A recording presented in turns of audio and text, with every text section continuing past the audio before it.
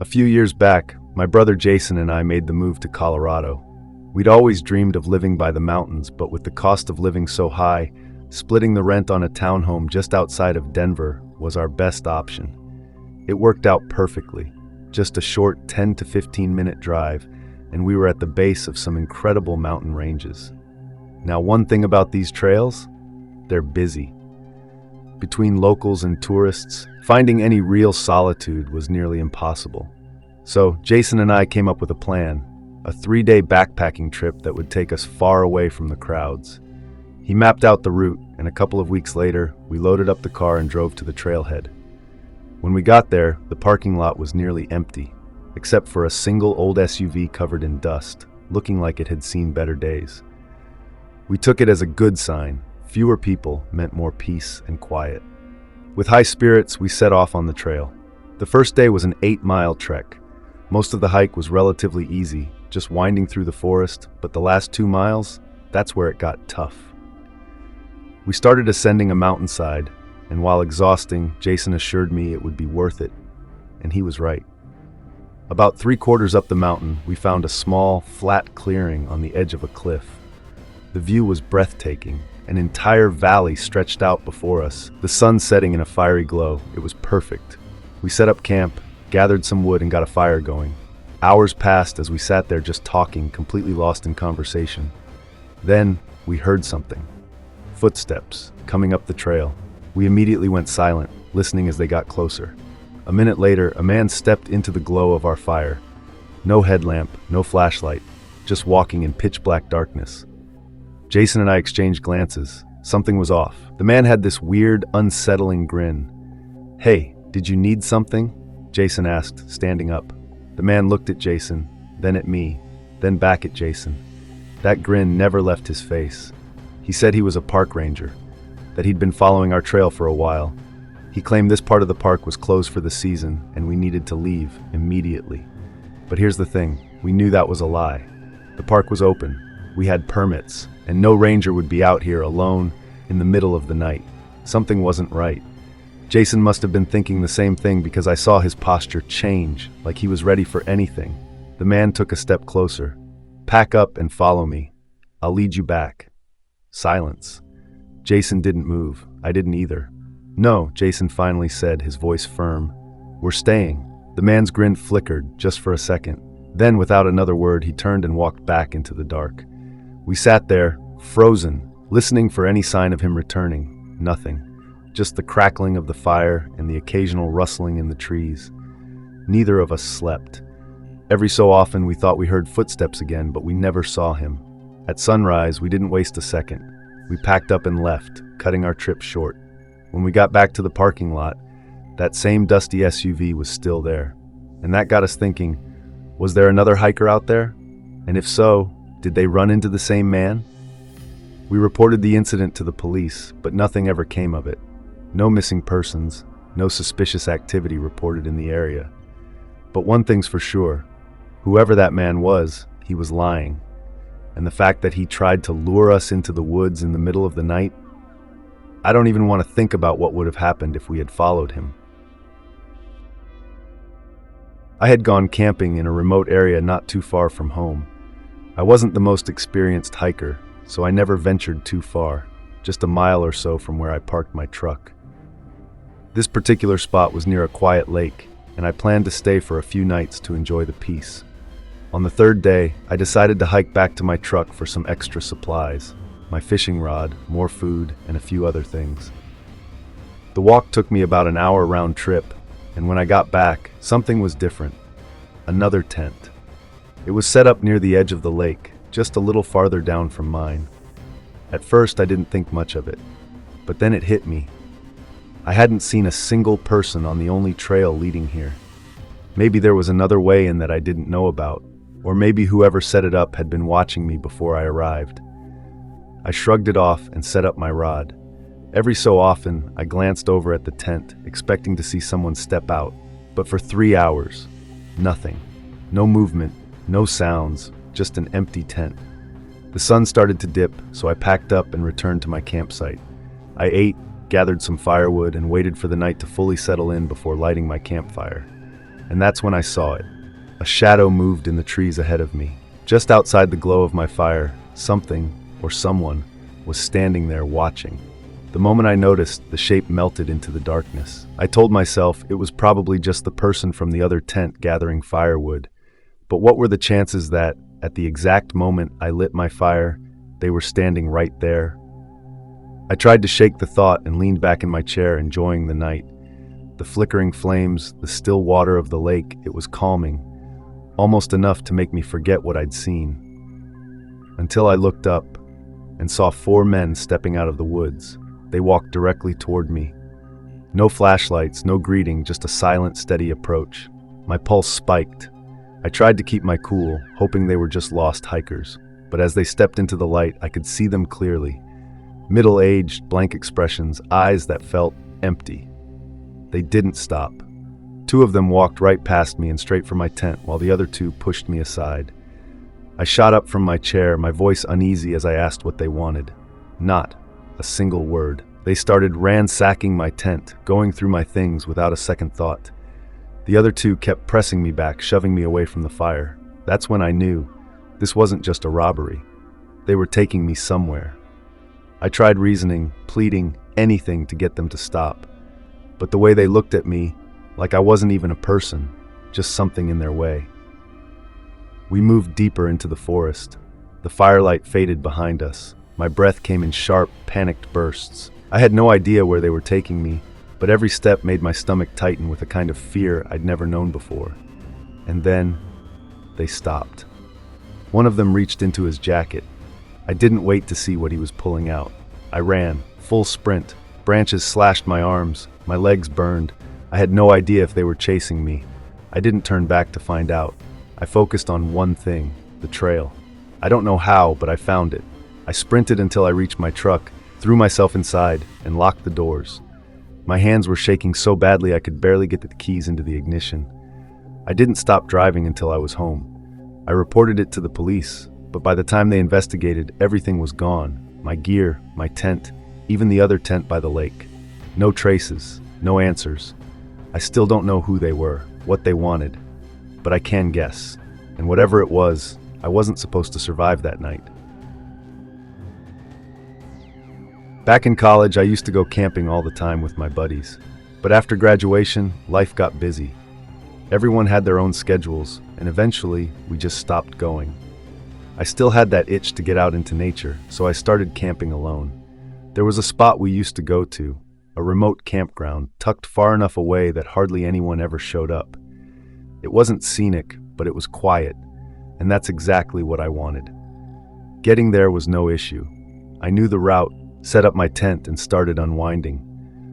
But not long after, another person showed up.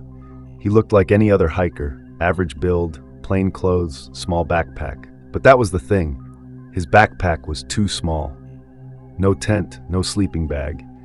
If he wasn't planning to camp, then why come all the way out here? I didn't think too much of it at first. Maybe he just wanted some peace and quiet too. He kept to himself on the other side of the campground, and as the sun dipped lower, I saw him finally leave. I figured he was heading back, but it was already late. The hike back was at least 3 hours, meaning he'd be walking in complete darkness. That was strange, but honestly, I was just relieved to have the place to myself. I made a quick freeze-dried meal, set up a small lantern, and sat outside, soaking in the night air. That's when it really hit me. I was completely alone. No friends, no voices, just silence. It felt different, a little unsettling. After a while, I turned off my lantern and got inside my tent, settling in for the night. Sometime later, I don't know how long, I woke up. Something had pulled me out of sleep. My mind was still groggy when I heard it. Footsteps. Close. Too close. I opened my eyes to pitch-black darkness, my pulse immediately picking up. The footsteps were slow, deliberate, and they stopped right at the other end of the campground. My breath felt frozen in my chest. I fumbled in the dark, hand shaking as I reached for my lantern. Click. The light flickered on, and I unzipped the tent, peering out. 20 feet away, standing right where that hiker had been earlier, was a shadowy figure. He wasn't moving, just standing there, watching. Or was he? I couldn't tell which direction he was facing. That made it worse. "Hey, you okay?" I called out, my voice coming out weaker than I wanted. No response. Seconds passed. The tension in the air was suffocating. I felt around for my pocket knife, gripping it tightly, unsure of what to do. I just sat there, waiting, watching. 15 of the longest minutes of my life crawled by as he barely moved. Then without warning, he turned and walked away. And that's when I saw it. The way his body shifted when he turned. He had been facing me the entire time. A full-body chill ran through me as I listened to his footsteps fade into the darkness. I didn't sleep. I didn't move. I just sat there, gripping my knife, praying he wouldn't come back. At first light, I packed up and left. I haven't been camping since. I don't know what he wanted. I don't know what would have happened if I hadn't woken up. But I think about that night a lot. And every time I do, I get the same uneasy feeling I had sitting in that tent, staring at the figure in the dark and wondering if it was staring back. I wanted to treat myself to a short getaway, just a few days to relax somewhere different. Where I live is flat, dull, and honestly kind of lifeless, so I wanted something more scenic. Something with mountains, dense forests, just a complete change of atmosphere. After some searching, I settled on Colorado. Of course, the big cities were way out of my budget, so I started looking at smaller towns. Options were limited, but I eventually found an Airbnb that seemed decent. A cozy little cabin tucked away near the woods. It wasn't perfect, but for the price, it'd do. I booked it, packed up, and hit the road the following week. After 10 long hours of driving, I finally arrived at the town where I'd be staying. And right away, I had a bad feeling. I knew it was a small town, but this place felt abandoned. The road was dark and empty, lined with old, leaning power lines that looked ready to collapse. The few houses I passed were either dark or barely lit, giving off the kind of eerie silence that makes your skin crawl. I kept telling myself it would look better in the daylight, but first impressions? Not great. Eventually, I found the Airbnb. It was at the end of a gravel path leading to a small cul-de-sac with 4 other homes. I parked, grabbed my bags, and stepped inside. It was small, barely 500 square feet, but honestly, pretty nice. The layout was simple, but it felt clean and well kept. I tossed my stuff in the bedroom, then headed to the kitchen to fill up my water bottle and unwind a bit. That's when I heard a car, gravel crunching, headlights approaching. I looked out the window just as a vehicle rolled into the cul-de-sac, stopping in front of the house next to mine. It shut off and the headlights faded to darkness, but as I stood there watching, nobody got out. I waited. 1 minute, 2 minutes. Still, nothing. It felt strange, but hey, it wasn't my problem. Maybe they were just sitting in their car waiting for something. Either way, I didn't want to be caught staring, so I left the window and went back to my phone. I sent a few messages, let my family know I made it safe, then wrapped up for the night. 15 minutes later, I was in the bedroom getting ready for bed when I heard it. A car door. A single, heavy thunk, followed by slow, deliberate footsteps. They stopped close. Too close. My mind told me it was just my neighbor arriving home, but something about the way the steps stopped so abruptly sent a chill through me. I shook it off, finished getting ready, and got into bed. It took a while, but eventually, I fell asleep, or at least I think I did, because at some point I woke up. I had no idea what time it was, but something felt wrong. The air was heavy, the silence was loud, a deep, gut-level unease crawled up my spine, making my skin prickle. Then I saw it, the window, a face, watching me, 2 eyes just barely visible through the darkness locked directly onto mine. My heart stopped. My body locked up, frozen in place as the figure outside lingered, then slowly moved away. I barely heard their footsteps. They weren't leaving.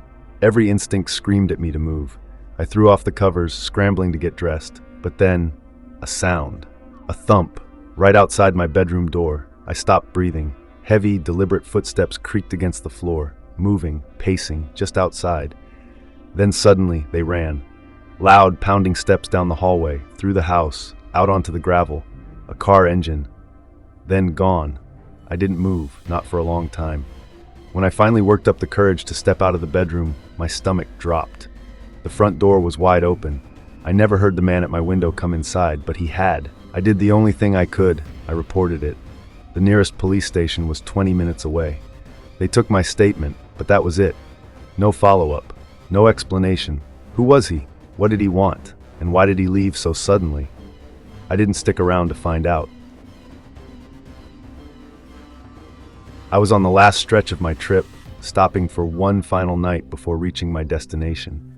It was late, and I was exhausted after days of driving. All I needed was a place to sleep, so I booked the first available Airbnb along my route, some random house just off the main road. I didn't put much thought into it. It was cheap, available, and only for one night. When I arrived, I grabbed my small backpack and stepped inside. Immediately, a strong, unpleasant smell hit me. It wasn't overwhelming, but it was noticeable, like something rotting, or maybe just mildew in the walls. Either way, I wasn't there to investigate. I did a quick walkthrough, checking the bedroom and bathroom, and noticed the smell was strongest in the bedroom. That was enough to convince me I'd be sleeping on the couch instead. I grabbed a throw blanket from a nearby chair and started setting up, but just as I was laying it out, a loud thump echoed through the house. It wasn't just the house settling. It was too deliberate, too heavy, and it seemed to come from everywhere at once. I hesitated for a second before stepping into the hallway, peeking into each room. Nothing seemed out of place, no signs of anything off, just silence. So I let it go. I went back to the couch, pulled out my phone, and started planning for the next few days. Then, another thump, same as before, one single, loud impact. This time, I was done ignoring it. I walked through the house again, turning on the lights, checking the walls and ceiling, looking for anything that could explain the noise. Nothing. Maybe a tree branch was hitting the roof, maybe the pipes, but neither of those made sense. Still, I reminded myself, I was only here for one night. Whatever the issue was, it wasn't my problem. I turned off the lights, laid down, and shut my eyes. Sleep came easy. The house stayed quiet, but the way I woke up was anything but normal.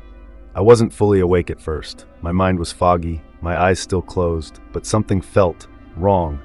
That deep, instinctual feeling. I opened my eyes, and standing above me, a man, staring directly into my eyes. For a split second, my body froze. Then, before I could react, he sprinted, bolting past the couch and out the front door. I jumped up, heart pounding, and ran after him. But by the time I reached the door, he was already gone, vanished into the trees. I slammed the door shut, breathing hard, adrenaline rushing. Then, as I turned to grab my phone, something caught my eye. At the end of the hallway, a ladder. A folding ladder hanging down from the ceiling, leading up to the attic. I called for help immediately. As you might have guessed, the man had been living up there. The attic was mostly empty, just a few scattered belongings. He hadn't been there long, maybe a couple of days at most. But the way he was standing over me, watching me, that's what haunts me the most. If I hadn't woken up, what would have happened?